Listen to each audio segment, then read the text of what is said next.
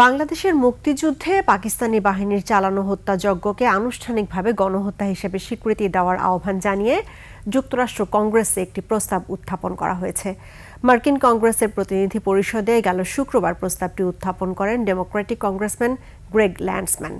বিস্তারিত আকবর হোসেন সুমনের রিপোর্টে।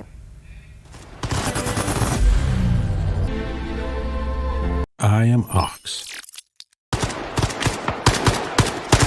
৭১-এর ২৫ মার্চ মুক্তিকামী জনতার আন্দোলন দমন ও স্বাধীনতা সংগ্রাম নস্যাৎ করতে পরিচালিত সামরিক অভিযান অপারেশন সার্চলাইট পাকিস্তান বাহিনীর সেই অভিযানে ঢাকা বিশ্ববিদ্যালয়, রাজারবাগ পুলিশ লাইন সহ বিভিন্ন স্থানে একই যোগে আক্রমণ চালিয়ে হাজার হাজার নিরস্ত্র বাঙালিকে হত্যা করা হয়।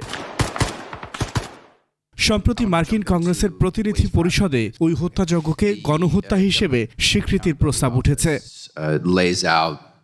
৭১-এর মানবতা বিরোধী অপরাধে সহযোগিতাকারী দলগুলোকেও বিচারের আওতায় আনার দাবি জানানো হয়েছে প্রস্তাবে।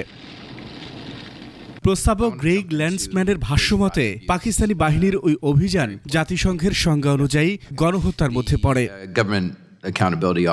প্রস্তাবে বাংলাদেশে ধর্মীয় সংখ্যালঘুদের সুরক্ষা নিশ্চিত করার আহ্বানও জানানো হয়েছে।